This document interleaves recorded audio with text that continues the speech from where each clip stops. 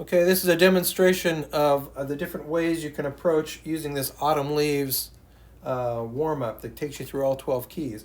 I'm going to use concert B flat, so I'm using C minor, F7, B flat major, E flat major for the first four bars, A half diminished, D7 altered, G minor for the second four bars. So the first way, and if you end up being a teacher and work with students, the easiest way into this is just to tell them you can play one blues scale all the way through here. We're basically in the key of G minor, so you can use your G blues scale. So we'll do that one first. It's kind of a blanket approach.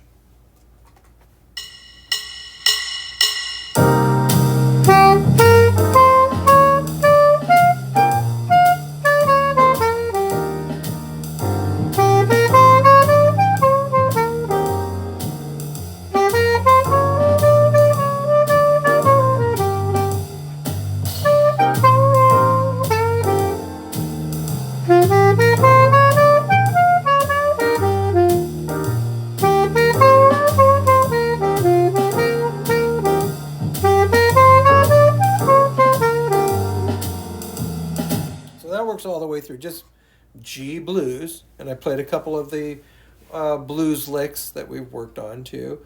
Um, a little slightly more specific, you can use the major blues scale. So you use B flat major blues, which is actually just a G blues scale starting on B flat. So I would start on concert B flat.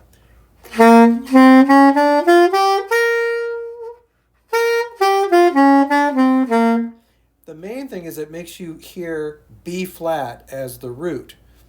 Jake Bergevin, who teaches over in Edmonds Woodway, was doing a clinic one time with me and was emphasizing the major blues scale, and I thought, yeah, that's a good idea, is to really to emphasize where that is. It's a very slight difference. I'll play that for you.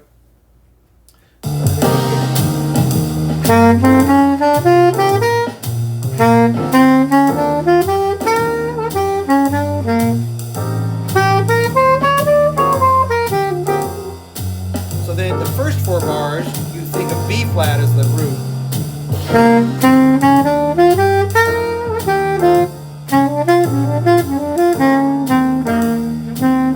Then you think of G as the root.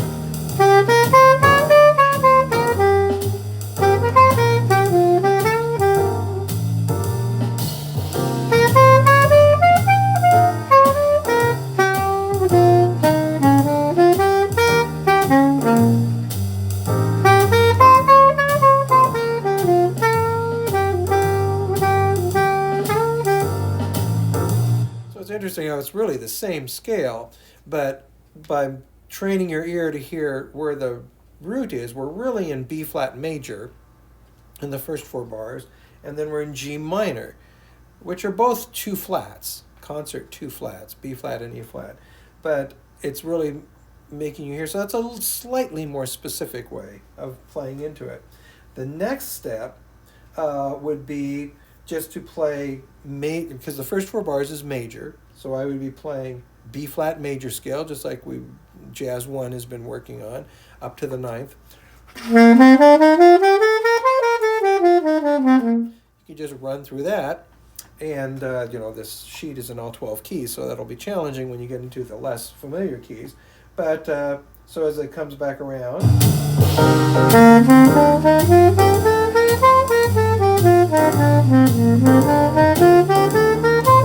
and then G minor.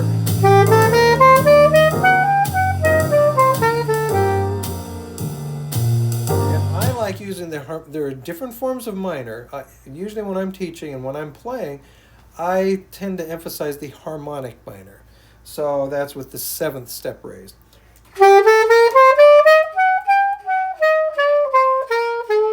There's also melodic minor, there's jazz melodic minor, there's traditional melodic minor, there's pure minor, there's all these different minors. But as long as you're using one that has the seventh, because the raised seventh is important, it's actually in the chord. It's in our D7 chord, concert F sharp. And you don't end up playing that if you just play like a blues scale, or if you just play pure minor. So I'll play those major scales. You could also be using any of those warm-up patterns that I have on the fundamentals sheet as well. Like the third.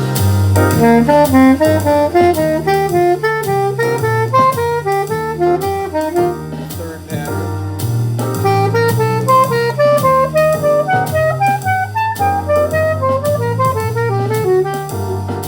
Scale.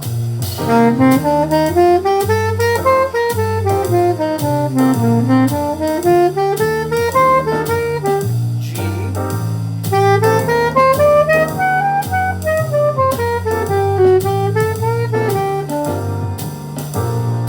So that's like the next step, hearing where it's major and where it's minor, where it goes major and minor, training your ear to hear that. The next thing you could do is just doing a little basic 5-note pattern. This is we're getting more and more specific as we run through here. So now I would be playing one on concert C minor, and then concert B flat. Just a 5-note scale. It's just the first 5 notes of each of those scales. C minor for the first 2 measures. 1, 2, 3, 4, 5, 4, 3, 2, 1, and then the one that's a little unusual. Then when you get to A, half diminished. Basically, all of these you're playing in the key of concert B flat. Now I'm just starting on A, and then starting on G. So just do 1, 2, 3, 4, 5 on each of those. So here's the next one.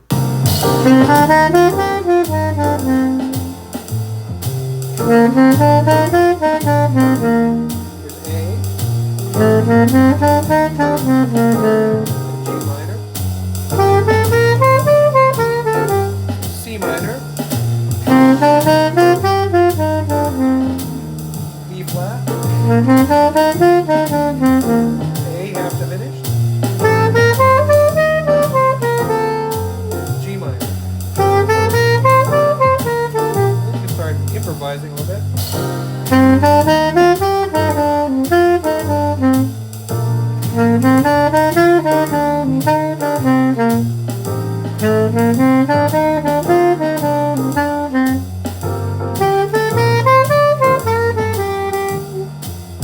And then that naturally leads into the next one where you're playing specific patterns. There's that 2 pattern that everybody plays over the C minor. That one's at the very bottom of the fundamentals sheet. And then ornithology, which we've played in class. And then you could do that same 2 pattern over the A.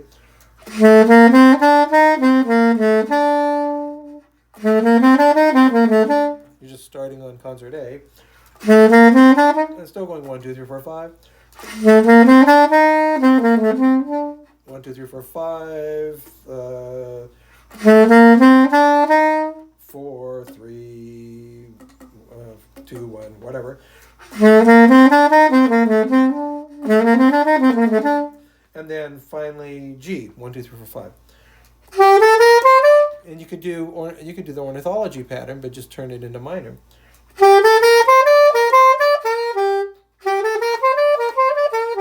So I'll do those a couple times. These are the patterns that are at the bottom of the fundamentals page. A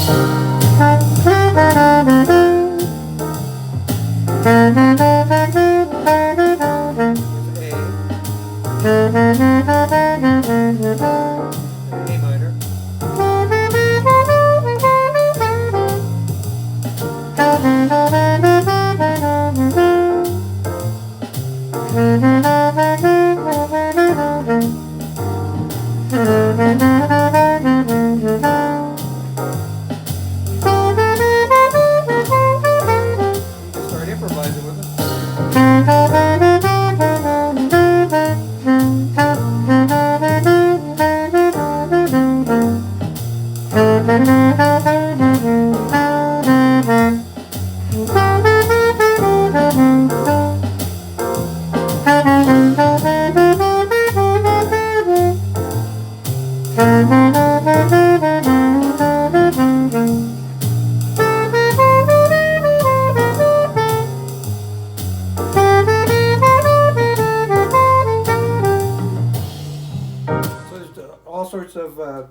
different pattern, and you can start using that as the basis of the pattern that you're playing off of. You're just getting a little bit more mobility, and you're also figuring out what the fingerings are, the slide positions, the valve position, the fingering for on piano and guitar. Every key feels different. You're just trying to get so that you're conversant in all these different keys. And you could also use the basic patterns that I wrote out, which I use most of the time, mostly just with saxophone players or horn players. The thirds pattern, you could be doing that.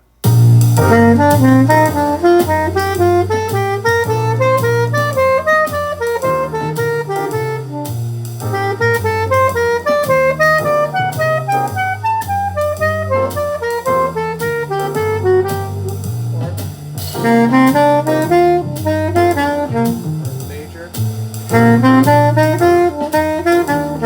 You do minor.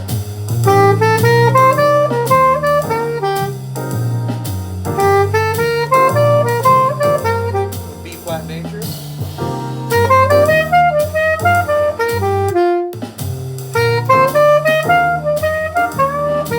And then G minor.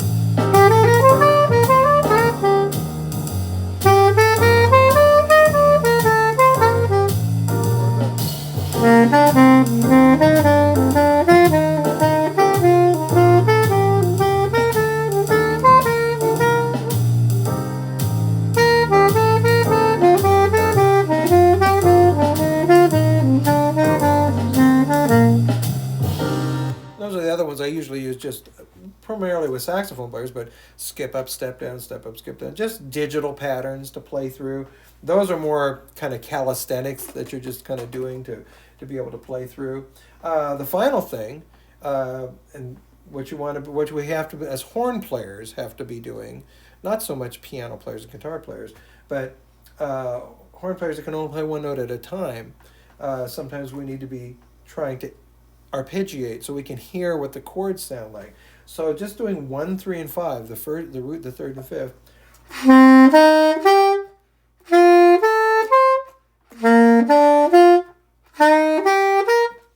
You don't have to do it on every single note at first if that's a little overwhelming.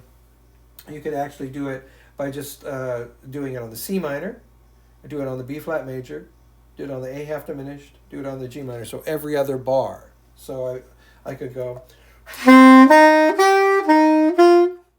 lands me on the F anyway. That lands me on the E flat. That lands me on the D. The last one you probably just go 1, 3, 5, 3, 1. Singing these is a good idea too. So here's the arpeggios. I'm going to start it over.